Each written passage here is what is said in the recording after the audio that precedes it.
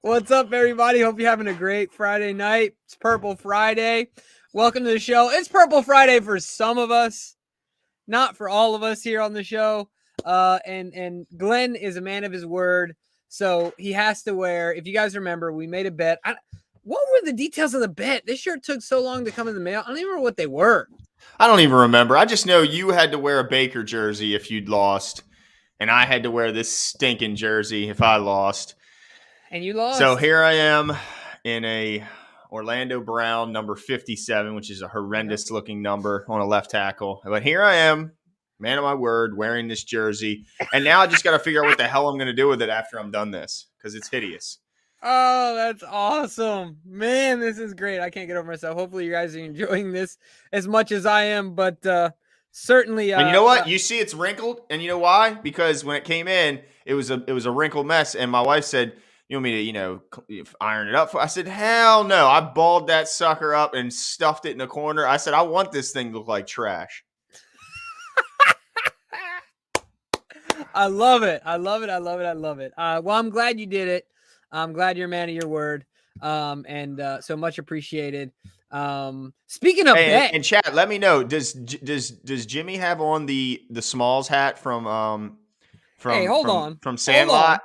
Hold on. Don't try and turn the long bill. It looks like the long bill. Don't try and turn the attention on me. Don't try and turn here. How's this? Hold on. There you go. Is that better? Go. That's better. Yeah. All right. Don't try and turn the attention on me. Okay. Because, all right. Look, but I just want to say that speaking of bets, you lost. But the cool thing is, our partners over at MyBookie are dishing out a lot of money for folks that win. Of course, I don't know if Glenn wants to bet today on MyBookie because he seems to be losing his bets. But if you're feeling good about your bets this week, go to mybookie.ag. They have a survivor pool going. They have, a big community type contest. You can win $100,000, et cetera, et cetera. But if you know football, you know your stuff, if you go in and bet, they will match your first deposit up to $1,000 just for using the promo code 410. So go check it out. You get up to $1,000 to go along with the money you deposit, depending on how much you deposit. Promo code 410. Go check out our buddies over at MyBookie. You win. And they pay. It's really that simple. So go check it out. Yeah. But anyway, tonight, Glenn, other than the fact that I get to see you in a Chiefs jersey for about a half hour to an hour here, I'm excited to talk about the preview of the Ravens Colts game. Yeah, me too. Absolutely. This is one that, the Ravens have been on the road for a few weeks. They come home to the friendly confines, and man, I'm sure they've been waiting for this for a long time. They got another Monday night game. We were there for their first primetime game at home. The place was absolutely insane. This clown was getting drug up and down the field all game by Odafe Oweh. And so I know they're excited to get back in there with the fans. The flock's going to be acting crazy. I wish we were going to be in the building. Unfortunately, we cannot make it. But I'll tell you one thing. I'm hopeful. You never know. It's every given Sunday. But I have a feeling this game won't be quite as stressful as the last game that we watched in Baltimore. Yeah, I tend to agree with you. And in fact, our buddy on from the Colts Wire certainly agrees with us as well. I don't think this game is going to be as nerve-wracking. But now that I say that, it's going to come down to a last-minute play, of course. But, yeah, and since you touched on that, if you guys haven't seen our episode with Kevin Hickey, go check it out because it's like DK said in the pre-show here. It was basically me and Jimmy consoling Kevin about the Colts and the team that he covers and making him feel better about this game because he had zero confidence. What did he say? What was the quote of the show, Jimbo, that he said? Oh, a bloodbath. He said it has potential to be a bloodbath. Yeah, so check it out. You'll be very entertained as well as he's got some great information also. Yeah, absolutely. And as far as setting the table for this game, aside from watching this episode, now that it's Friday and the game is upon us, even though we have to wait till Monday, the first thing we like to do is go through to provide you guys some context as far as stats and injuries. Because, of course, if we're going to talk about this matchup, we need to have the best idea as possible to know who's going game time and who's not. So we'll start here with the Colts, and we'll go over the Colts injury report. some big names on it for sure. And obviously, their old O-line has been beat up as well as their defense. But let me give you some names here that I think we all will know. Give me 1 second here. Let me pull this up. All right. Yeah, this There is we go. All right, here we go. the Ravens aren't the only team getting bit by that bug, are That's they? right. No, absolutely not. So some big names on here, Glenn, that were either limited in practice, but really the DNPs are the ones we're focused on. And for some reason, I swear I thought that Darius Leonard didn't practice today. I heard that from another source, and then here it says, I'll believe this source here that he was limited in practice. But Kwity Paye, I was high on him in the draft. Didn't practice. Of course, Justin Houston being gone and going other places. Kwity Paye was set to kind of fill that need, and it looks like he might not go. Braden Smith looks like and our guy Kevin Hivey talked about him, but it looks like he's probably not going to go. And then obviously you see another few other names on there: Ryan Kelly, Eric Fisher. Those are 3 of their 5 offensive linemen. That's a problem. And you didn't mention, at least I don't think you did, is Naheem Hines, the running back. Right. One of the very best receiving backs in all of football, and just a great playmaker. I mean, yeah, fantastic. This is a guy that can take a 3-yard pass to the flat, and he could turn it upfield and go 40 yards for a touchdown on you in a hurry. Guy's super explosive. I only have one question, Glenn. Yeah. I have one question here. Jordan Wilkins has apparently a non-football illness. This is my question. What's a football illness? If he has a non-football illness, can you tell me? I mean, I guess like the yips. Yeah, or like what is it called when like the brain a concussion? Thing? No, but like over time, CT. What is it? CT. CTE. Yeah, CT. So that's the only football illness, if you will. I mean, it's just such a weird classification here. I don't get it. But either way, they got and then Rock is another guy. He's been limited all week. And even Carson Wentz, he was in 2 boots like 10 days ago. I love when the report came up and it said he has 2 sprained ankles. It's like this guy didn't just have one; he sprained both of them in the same game. He might have a little Ben Roethlisberger in him, right? Like a look at me type thing. Like, yeah, like got some toughness in that he'll play through some stuff, but he wants to make sure he's playing through some stuff.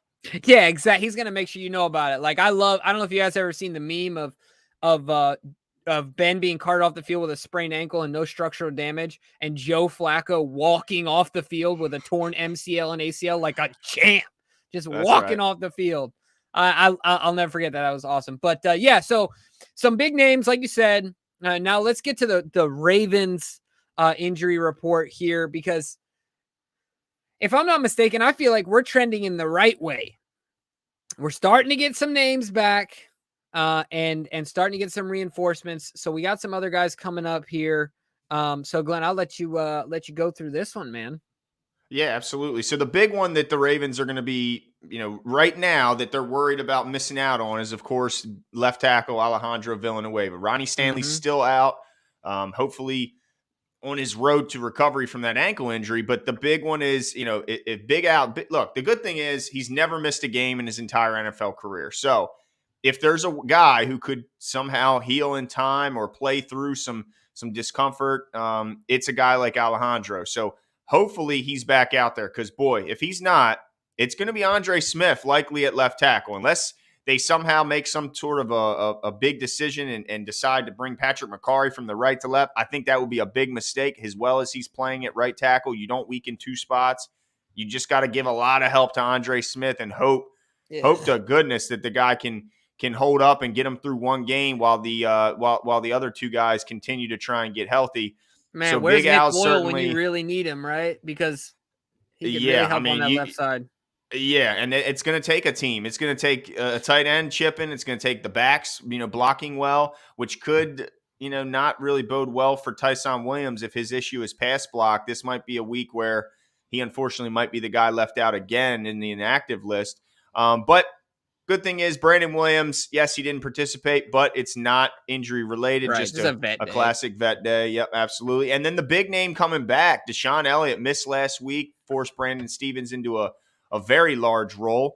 Deshaun Deshaun Elliott is on his way back. He had I think it was a bruise, right? It was like a deep bruise, Mm-hmm. which we all know if you've had it can be quite uncomfortable. So Deshaun Elliott looks like he's on track to play, which is a huge boost. But look, let's remember that this isn't a typical Friday injury report, right? This is a Monday night game, so we have to treat this as a Thursday. So tomorrow, in my opinion, is the big day to Yeah, see good if point. these guys get out there. Typically, Friday's that day. If they don't make at least a limited participant in practice on Friday when you're doing your walkthroughs and all, then you got a real concern. So be on the lookout tomorrow to see if Big Al's back at practice. I expect Brandon Williams to be back out there, and let's hope that Deshaun Elliott has no setbacks and is able to participate tomorrow as well. Yeah, I mean the big thing here, obviously, as far as injuries goes, Rashad Bateman, I think, is the name that everyone's excited about. Rashad Bateman, and people are also kind of, Miles Boykin is coming back. I mean, obviously, we're not huge believers in Miles Boykin, but what's your take on those guys? I know John hasn't, John, of course, is as ambiguous as they come. Political science major himself, so he knows how to straddle a fence. What's your take? You think Bateman plays this game? You think Boykin plays this game? And if they do, this is my hunch. I guess I'll give you my answer first, and I want to know your thoughts. My hunch is that Bateman plays. It's not impactful, but he gets some reps. That's my hunch. What do you think? And by the way, if you just tune in, yes, I know this color looks horrible on me. I know I'm not thrilled about wearing this. I lost a bet. So yeah, I will. You'll never see me in this again. I can promise you that. But yes, I'm really curious to know how they manage this, because I think that the Ravens may have looked at some of the past injuries that have happened this year as maybe they. I don't know if they deserve any blame, but maybe they thought they may have brought guys back a little bit too soon, and maybe look at Ronnie Stanley. He was able to come out week one. Then he had first of all he had a poor performance, but then also back on the injury report, and you wonder, should they have kind of waited a little longer with him? Justice Hill, same thing. He missed a bunch of practice. They get him back in practice. Boom, he has the injury. So it makes you wonder, like, how careful are they going to be, especially with a guy like Rashad Bateman, who's, their number one pick and the guy who's supposed to make a huge impact in the receiver room. It certainly helped get Miles Boykin back as well, but it's going to be interesting how long they decide, because apparently what we're hearing is that both of them, but particularly Rashad Bateman, looks like Rashad Bateman in practice. He's getting separation, getting open, making plays. Mm-hmm. So I'm really curious too. I've kind of been on the fence. Like, do you plan? Do you don't? You certainly don't want to take any opponent for granted. Even opponent like the Colts, who are battling a bunch of injuries, not playing well, even when they had some healthy guys out there. And you don't want to take any game for granted. But right now, the receiving core is doing fine without those guys in it. Right? I mean, Marquise Brown bouncing back last week. Sammy Watkins has been a steady force. Devin Duvernay's kind of coming out of his shell, as well as James Prochet coming out of his shell. So I'm hopeful that they give these guys another week and they don't bring him in, because I don't want to see a setback. I don't want to see him have to go back out or have to get another procedure. So I think the receivers are good enough, have been playing good enough thus far to give them as much time as they want. And even if they think, all right, they're ready, let's give them one more week to make sure of it. Yeah, I think that's a great point. And I tend to agree with you there as far as how they should handle it, but it will definitely be interesting. It will be interesting to see moving forward what they decide to do. So all right, now that we've gotten the injuries out of the way, let's get into a little bit of context as far as who these teams are and things like that. So I'm gonna talk about the matchup defensively. The Colts defense against the Ravens offense. So I kind of want to break down the Colts defense here and go through some key statistics and rankings. So give me, look, before I get into some numbers, the Colts are hurting on defense. And at the end of the day, there's really only a few guys you need to worry about. Number one is Darius Leonard, right? Tackling machine, got a huge contract. And then number two is DeForest Buckner. So, while I get into some numbers, one of the things I want to know from you, Glenn, is how do we mitigate the impact of a guy like DeForest Buckner, who's so diverse in the way that he can affect the game, right? Like, he's not just a purebred pass rusher, but he's so disruptive as a player in general. How do you do that? Because to me, Von Miller, you run at him, You know what I mean? Mhm. And you start to wear him down. He's a smaller guy as far as people at his position, but DeForest is so big and he's so good at a plethora of things. Uh, How do you do that as an offense? Yeah, it's going to be tough with him because that's not the guy you want to run at like you would Von Miller, right? You run at him, you're falling right into their, you're going right into their hands there. So I think what you do is you just double team the guy. You continue to make him work hard for everything. You pretty much just try and make it's like it's like defending a good player like LeBron in basketball. You're not gonna like completely eliminate the guy. So I think what you do is you just make him have to work extra hard for everything he gets. You don't let him blow any plays up. Obviously, you got to find him because I think that they're going to try and move him around a little bit. But most importantly, you can't focus just on him. I think the worry is that players get locked in on. I got to slow this guy down, and of course the Colts know that, so they're going to use him to get other guys free, right? They're going to anticipate double teams, and they're going to use him in a way to where they twist around them. They have stunts and stuff like that to where they can allow other guys to shine off of Buckner's play. So I think that the big thing is, you make him work hard. You make sure you don't let him just, constantly wreck the game, because this isn't a guy who just influences the run or just influences the pass. This guy can do it all. He can certainly blow up a run play as well as push the pocket from the middle and get pressure on the quarterback. So the biggest thing is you got to focus on him, but let's not lose sight of all the other guys around him, which they're definitely going to use Buckner in order to free those guys up. Amen. Great points there, and I'm sure that I'm sure that the offense is readily cognizant of that. But I want to go through a few stats here, and as far as what they're giving up as a team defensively, they're giving up 24 points a game. They've already given up 12 touchdowns. They're 18th ranked overall as a defense. The rushing yards per game that they're giving up is 114. So I think that will be interesting to see and then total yards per game, 346, right under 350. And then let's see here for their passing, net passing yards per game at 216. So look, they're not a lockdown, first grade defense. I think they got some names. Obviously they have a lot of injuries, but I think a lot of damage can be done based on the diversity of our offense. And of course we'll get into that, but outside of Buckner and Leonard, I think the other name that's worth keeping an eye on is Rhodes, the corner. And I know that he's had a rough start to the season, but the guy's got plenty of ability. He's got the big name, and he's shown that he's a quote unquote lockdown corner when in spurts, and has had some great seasons. So that would be another guy I would keep my eye on as well. Is there anyone that I'm missing on the defensive end that you think is a name that's out there? That, I mean, if Kwity Paye plays, obviously another guy that's a young, high motor guy, but I don't think he's playing. Yeah, he's certainly got a long way to go to get back on the field. But to me, there's two guys you got to look out for. Number one is Kenny Moore, their cornerback. He's their best corner. A little undersized, but makes up for it in great length and great ball skills. So watch out for Kenny Moore. He's going to be likely tasked with defending Hollywood Brown as well as Sammy Watkins, kind of bouncing back and forth. But yeah, look out for Kenny Moore. And then right now, surprisingly, Darius Leonard's not their team leader in tackles. It's Bobby Okereke who has 3 more tackles than Darius Leonard. So bit of a slow start for Darius Leonard, surprisingly, considering he's, I think, the highest paid linebacker in all of football, signing a $100 million deal this past offseason. But yeah, Bobby Okereke right now is their leading tackler. And of course, Julian Blackmon's a talented young safety as well. And can definitely make some plays happen. So they got some guys, Jimbo. They got some talent. They're coming off of a win, so they're feeling themselves a little bit. They got to. If the thing about the Colts is, the thing that's scary though about the Colts is that anytime you play them, I don't care what part of the season, they're likely going to have a shot. No matter what happens from now until then, they're going to have a shot at the division because their division is absolutely trash. I mean, it's likely that the team that wins this division could very well have a losing record, could go into it 8-9, and see themselves in the playoffs because the Houston Texans are an absolute disaster, especially after the Tyrod injury.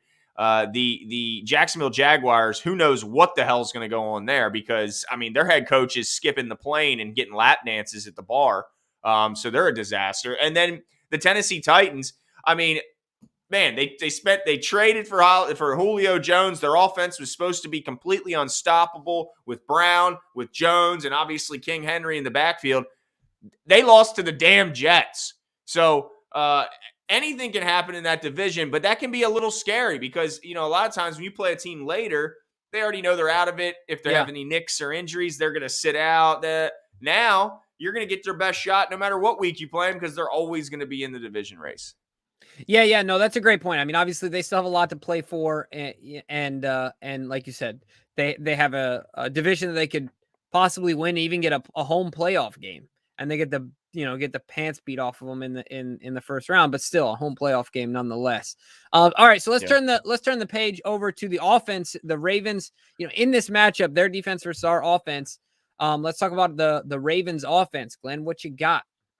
Yeah, so the Ravens are a bit of a different story now on offense than what fans are used to in recent history. So, first of all, in total yards, the Ravens rank fourth in the league with 1,680 on the season so far. Passing the ball, 13th in passing yards with 1,022. Let's see, and rushing the ball, third in the league with 658 so far on the young season. Kind of odd seeing the Ravens not in first in rushing, right? I mean, it's surprising, but I wouldn't. I tell you what, if I had to put my money on, I'd say they're probably going to be first by the year's end, and in that category as well. But still, third is still great nonetheless. As far as passing yards, still got to get a couple more of them. Passing touchdowns, I should say. They're 25th in the league, just 4 passing touchdowns. However, they are 4th in the league in rushing touchdowns with 6 already this season. So. They've definitely. What's nice is I think a lot of fans will be excited to see it's not first in one category and dead last in the other, right? So they're 13th in passing yards and 3rd in rushing yards. So I think a lot of fans are happy to see those two numbers a little closer together. Amen. I mean, absolutely. I couldn't agree with you more, and it's exciting for the growth of this offense to see what they're able to do. And Bateman, I mean, we're just scratching the surface. We've said that before. But let me give you my offensive key to the game and my player of the game, Glenn. I want you to reciprocate here. But I really think that based on what we just talked about statistically and where each team is, health wise and talent wise and scheme wise, this is a really bad fit for the Colts. It just is. So if the Ravens offense just takes care of the football, and don't turn it over, I don't envision any way that we lose this game unless you start turning the football over, right? Start giving them gifts, start giving them a defensive touchdown or, good field position in a botched punt or something. Other than that, I don't see that there's any way. And my offensive breakout player of the game this week, Glenn, is number 17. Number 17, Le'Veon Bell, who I'm not even sure is going to be active. But I'm feeling real good about Le'Veon Bell because of this. I believe that our offensive line is going to do work this game. I think that they're going to play really well, and I think it's going to bode well for our running attack. And I also think that outside of that, and Le'Veon will be the benefactor of that, but also the passing game with coming out of the backfield was a little off last week with Le'Veon and Lamar. I think you get another week under their belt. They hit some of those big plays, start getting some momentum. He starts getting the ball more. So my guy, Le'Veon Bell, for the breakout player of the game. Wow. Surprised to hear that, Jimbo, because like you said, no guarantee he's even going to be active. Although I will say with, the question marks up front, his pass blocking was, something that John talked about and certainly was, talking about glowingly. So he could get on the field just for that reason alone. Yeah. And you never know what happens after that. For me, the offensive, it's hard to have a different key, Jimbo. To me, it's about if the Ravens don't shoot themselves in the foot, they win the game, and that goes into the penalty yardage as well. We don't want to have any stupid penalties. Look, Mark Andrews had a wide open touchdown that got taken off the board last week because of a goofy, silly, unnecessary penalty by Andre Smith reaching out and grabbing the defensive end's face mask when the defensive end had no chance of impacting that play. Zero. They run a bootleg away from him. No D-end is running down Lamar Jackson. I don't care if it's Myles Garrett. So this guy certainly isn't Myles Garrett, and he had no chance, and yet Andre Smith had the desperation reach and grab. So just don't play. You got to play mistake-free. And if you're going to make a mistake, Do it out of, I was watching the game last night, and I can't remember the corner's name, but Lockett had him beat. And the corner just jumped out, dove out, and tackled Lockett as the ball was getting there. That's the only kind of penalty I want to see. Is it the penalties? Like, look, if you're beat and you know Lamar's going to get absolutely blindsided, then yeah, reach out and grab him. But don't make the dumb penalties. No pre-snap stuff. Don't be no false starts. Can't have any silly, ridiculous penalties because that's what really sets the drives back. And the Ravens can't. They're not typically a team that likes to play behind the chains. This year, a little bit different with how much chunk yards they're picking up in the air, but still, I'd like to see him play some mistake-free. And as far as offensive player, maybe I'm going to be the first one to take the easy route. All year, nobody's taking the easy route. I'm going to say Lamar Jackson, okay? Lamar Jackson is going to have a hell of a ball game out there today or Monday. He's going to have a rushing touchdown. He's going to have a couple touchdowns through the air. He has a stellar game. And look, people can say this is the cheap way, but let's be honest. Statistically, he's had some games where he's turned the ball over. So I want to see a clean game where he puts up a lot of points and keeps the ball in the offense's hands the entire game. Fair enough. Like something similar to that Miami Week 1 game, right? That'd be nice. Yeah, I wouldn't be mad at that. All right, fair enough. DK, let's see what's your key to the game and who's your breakout player, man? Give it to us. We're waiting to see it. Yeah, I'm waiting to judge it. Yeah. James Prochet is his breakout player. A lot of people in the chat looking for him to get more involved. Yeah. Certainly did. Last week had a big game, especially late in the game, really caught fire. So yeah, it'd be interesting to see his role and Devin Duvernay's role going forward with the return of Bateman and Boykin. And then building momentum. I like it. Look, you need to play well. I mean, this right now is the portion of the schedule you have to take advantage of. You don't go on the road till November 9th. You got to make hay while you can, because this schedule down the stretch is a beast of a schedule. I mean, there's that stretch where they got to go Browns, Steelers, Browns, Packers, Rams. I mean, it's an absolute monster. So got to take advantage of these home games and take advantage of the games you're supposed to win.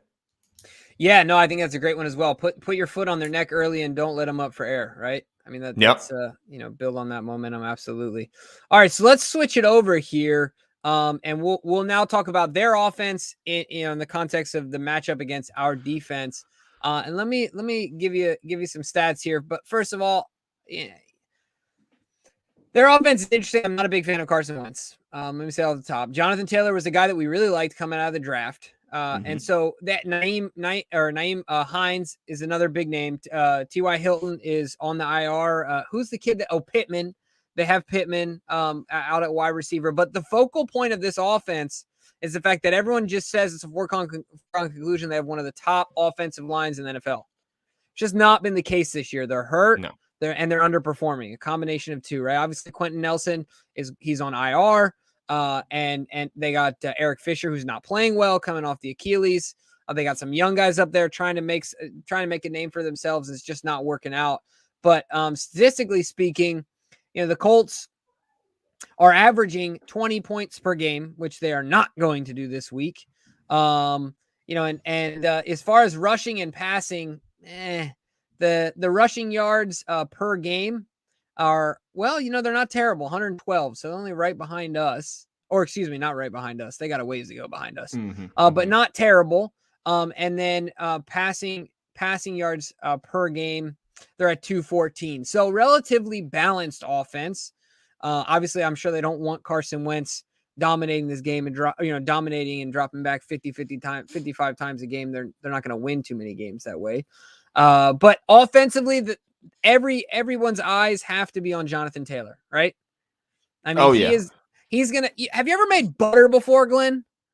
I think in Hartford Glen when I was in middle school. Yeah, the big stick you use to make the butter. Oh yeah. And you're like, all right, this is never actually going to turn into butter. Like you doubt it the whole time until it turns into butter. That's Jonathan Taylor.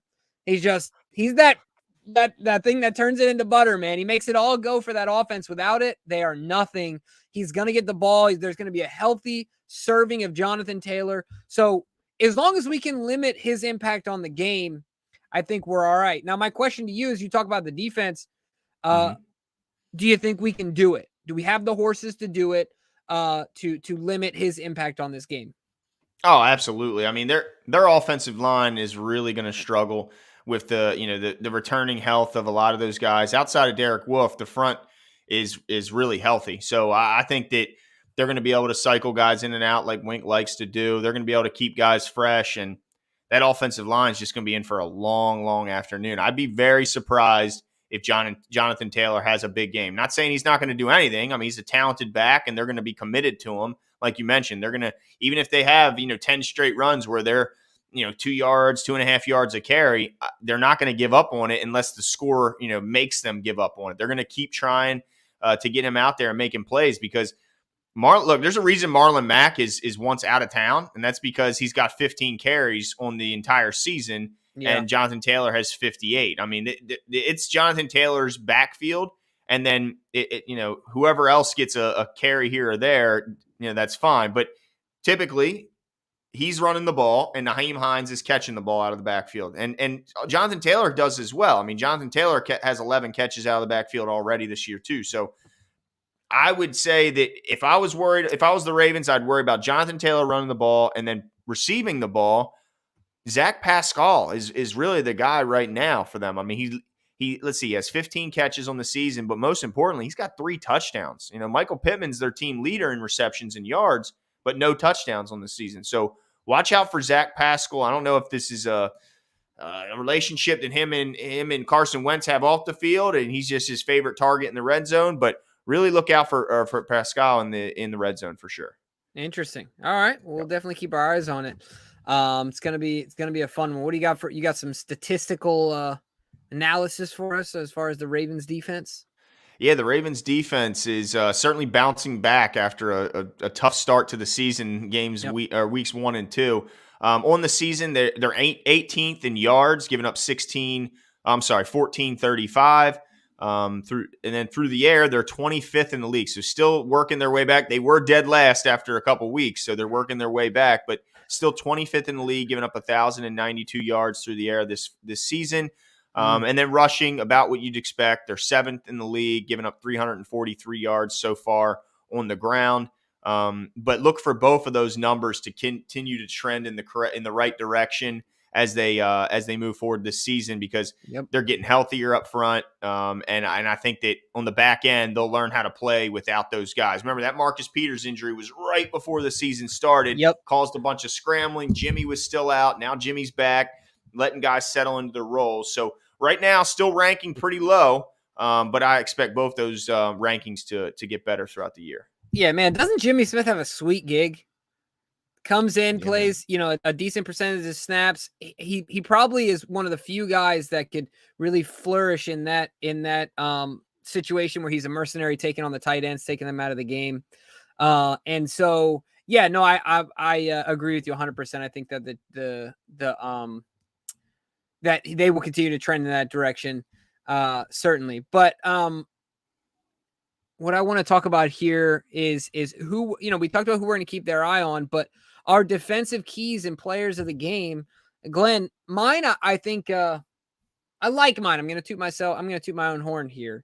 My key to the game is make Wentz play hero ball. And the way that we're going to do that is with a vet, a former Colt himself.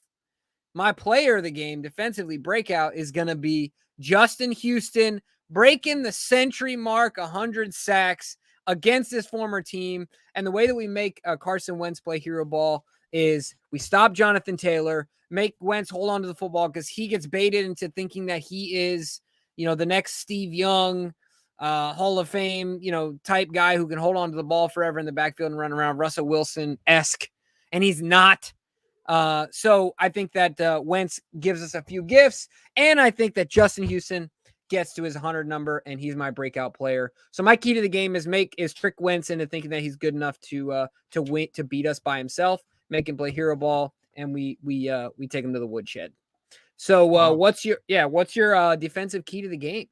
Yeah, I mean, I think a lot of us are going to have this similar one. If they can't run the ball, they're done. They have to be able to run the ball. They cannot put the game completely in the hands of Carson Wentz. And really, not many quarterbacks can just go out there with no running attack and no threat of the run and go out there and win games for their team. So maybe an old Carson Wentz could, but, or I should say a younger Carson Wentz, but I don't think this version can. And the offensive line isn't good enough to protect him to do that either. So I think if you make them one-dimensional, you take away their run game, force them into some third and mediums, third and longs, then you're just playing in the hands of the Ravens. And I don't know, while I think they have some good players, I think it's just a bad matchup on the outside for those guys. Because I just can't, like, when you think about Michael Pittman Jr. versus Marlon Humphrey, I mean, because Michael Pittman needs to use his physicality, his size.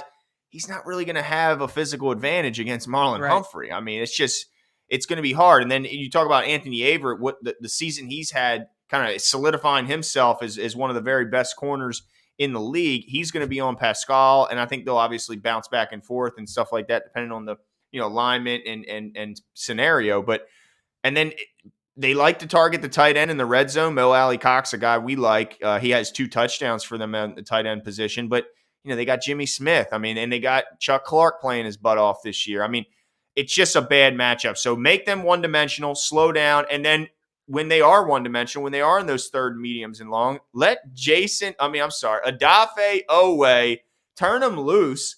And let's get Jimbo a little appetizer. Let's get this Jimbo a little snack. We'll put a little bay on that microphone cover because we need to get closer. He almost had 2 last week. And when they asked him about it, he said, he took a little bit of a bad angle, getting a little overzealous, got a little too excited. I think he's going to learn from that. And they're going to use Justin Houston, your guy, to free up my guy, Owe, and he's going to have a fantastic game. I think we could see 2 sacks this week from him, Jimbo. All right. Well, I think that he's gonna do a favor to Yoda himself, and let Justin Houston get some shine. So I think the very opposite will happen. And I feel pretty confident in that. But I still think Owe's gonna have one heck of a game. I'm just really, really not excited about eating this microphone cover, but I will. I will, as long as I don't have the actual possibility of death or going to the hospital. I don't want to eat those things. But if it just tastes terrible, then all right, I can deal with it. Well, you might have some tough time passing it, but I can get you some medicine that'll help you get it some flow going. You know what I mean? What's it called? What's the stuff you need to get Pepto-Bismol? I don't know. Laxative? Yeah, that's what we need. A laxative to get you mowing there. But I think you're going to be just fine. Look, the big guy will look out for you, Jimbo. You're one of his favorites. Look out for me, right? You're one of his favorites. Right. That's yeah, sure.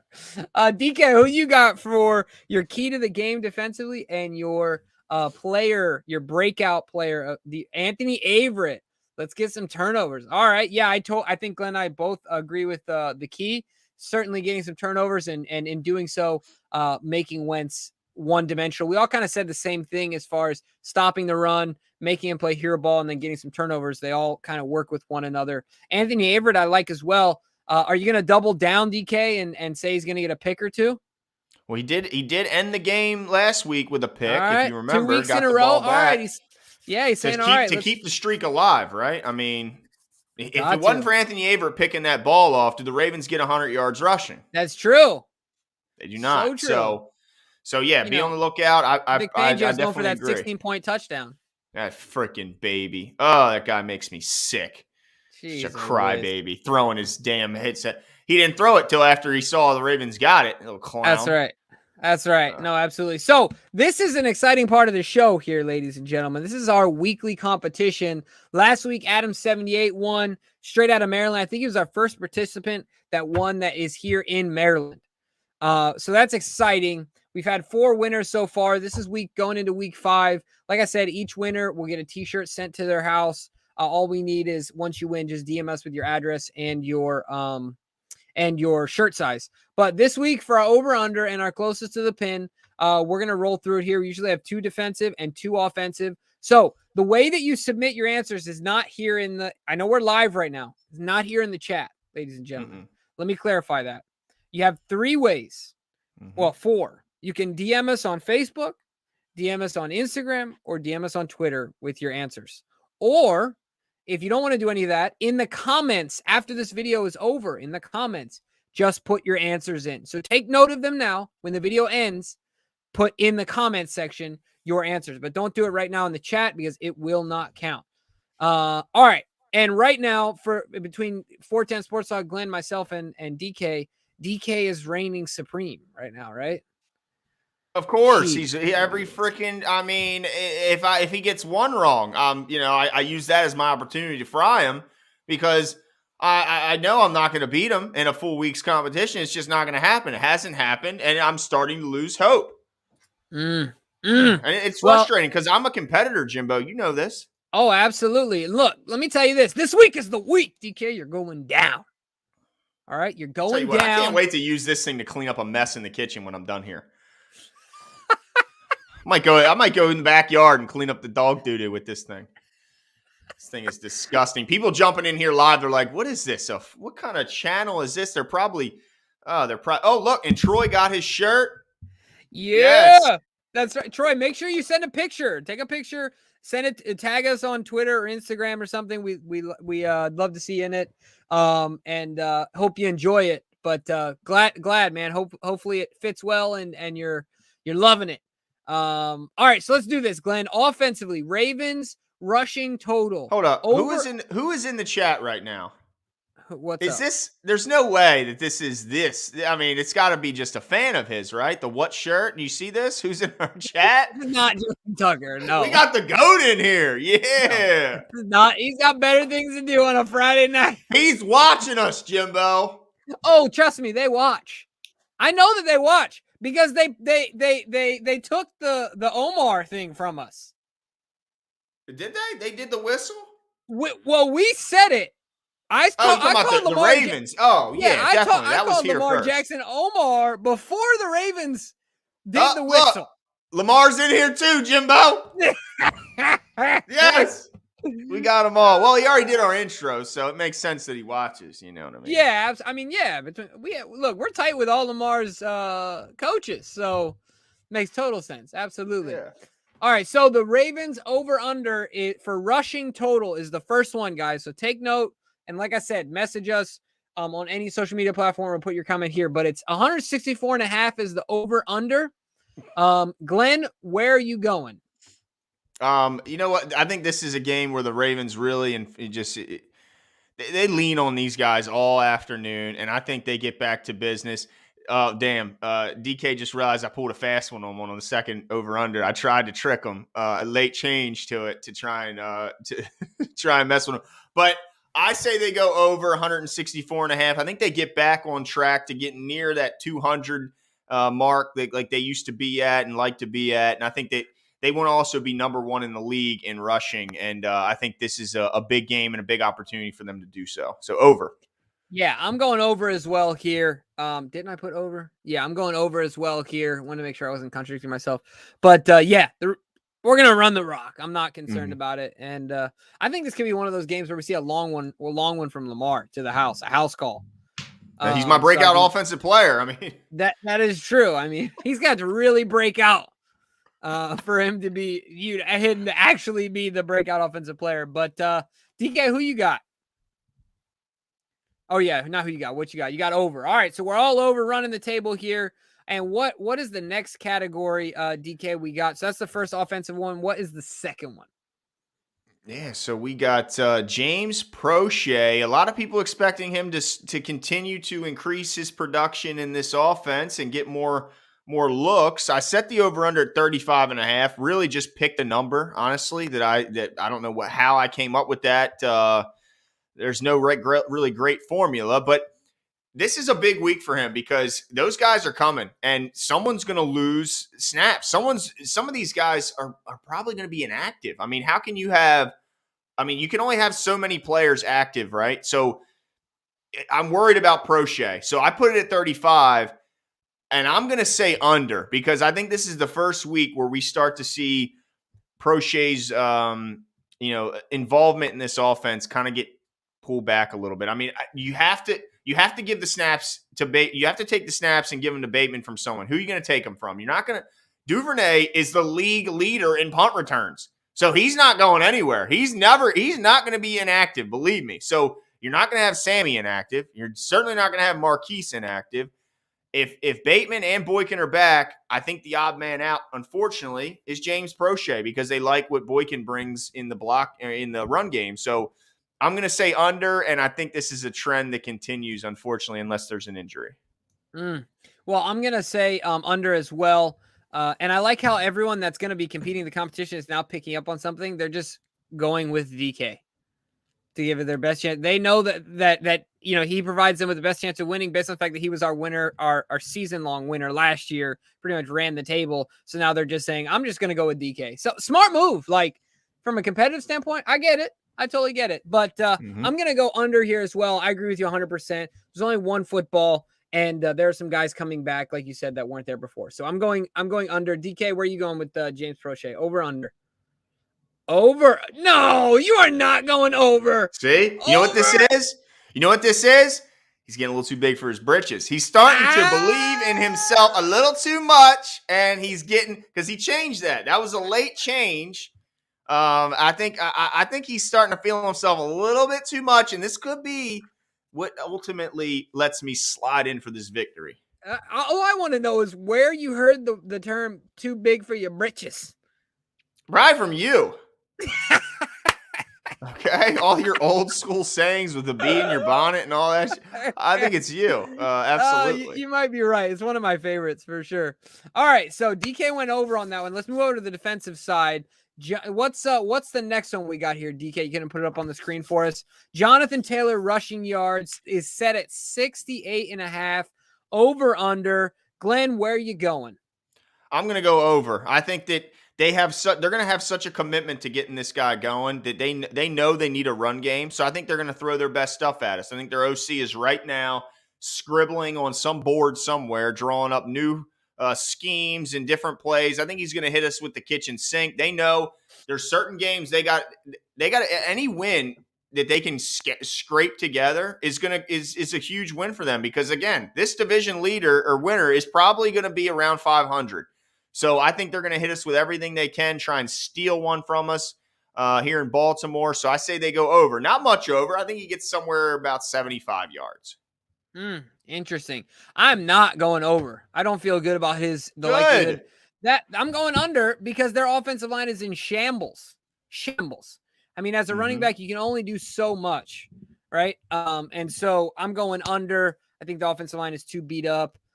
I think the guys up front. I mean, you got Calais, you got Williams. I mean, you got Metabike. I think those guys are going to shut it down up front. I don't think he has a chance to over 68.5 unless they give him like 30, some ridiculous amount of carries, which they could. But I'm going under, and I feel very confident in that. DK? Look, Glenn, now you getting a little, you shaking in your boots over there?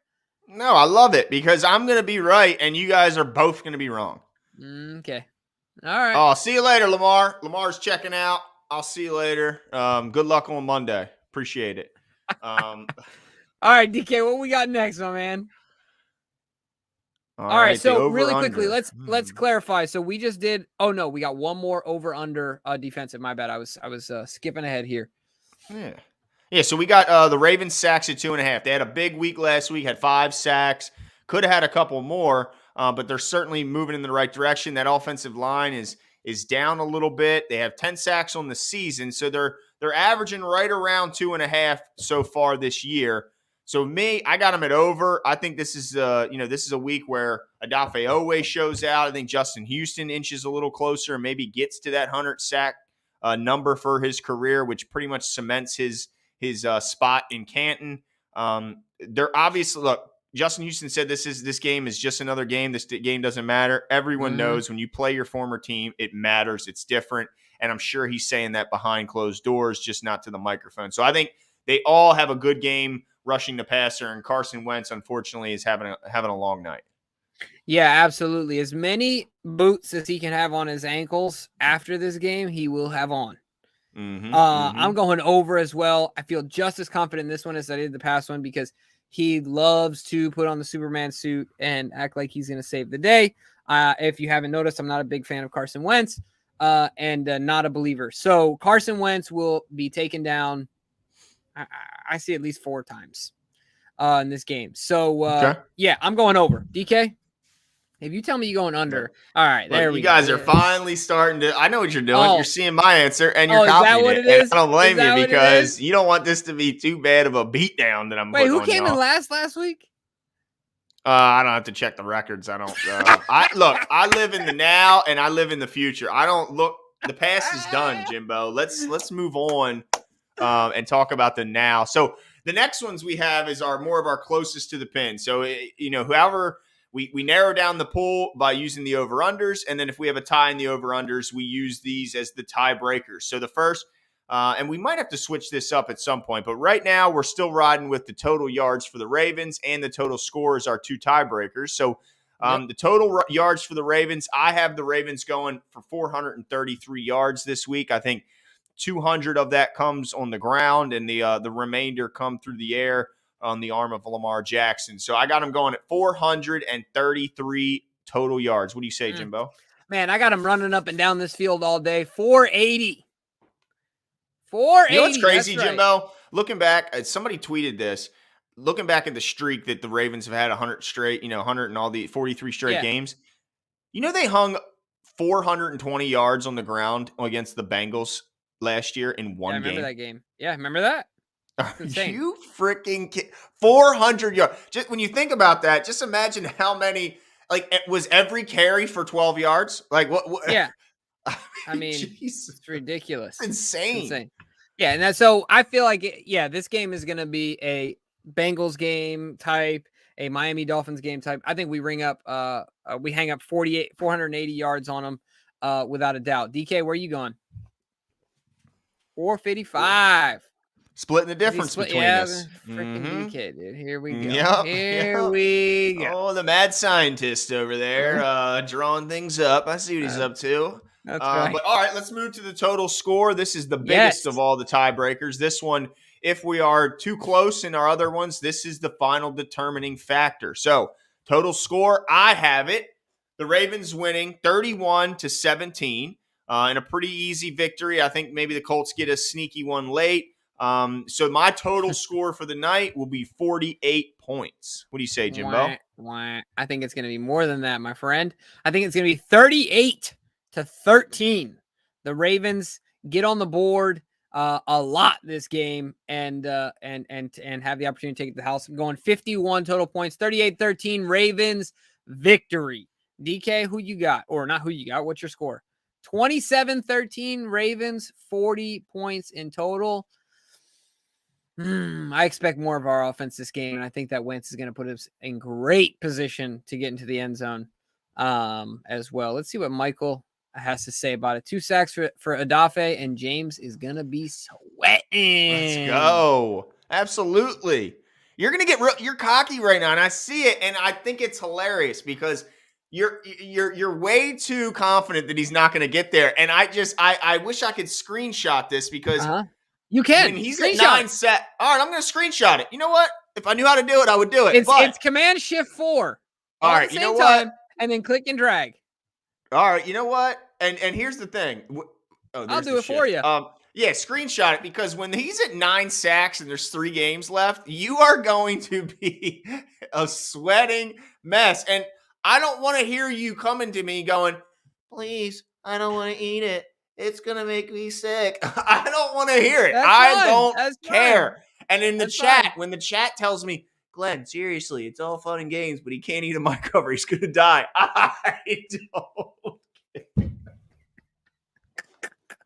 I don't care. You're eating his mic cover. You care. It's okay. I know you care. I will. But I will eat it anyway. He's not getting double-digit sacks. I'll throw the ball with Henry if I have to. No, he's not getting double-digit sacks, period. He's just not. I think he's going to get close, and he's going to be ultra productive. But look, we're 4 games played. He's averaging a half a sack a game. Okay, so what does that put us at numbers? You know what? So that puts us at what, like 8.5? Is my math right there? 8.5 sacks by the end of the season. I think he gets close. I think he has a productive season. Look, Garrett Downey said. How many is he going to get against Big Ben, Jimbo? How many is he going to get against that Steelers offensive line? You're right. But Big Ben will find a way to like intentional ground or like flop it up in the air or like stupid stuff. Right? Trust me. I'm feeling all right. I think he'll be ultra disruptive, but I'm feeling good. Don't worry. Okay. All right. I'm gonna be safe and sound. We'll see. I might be sweating January 9th. I'm going to be the only one at the game sweating. You terrified.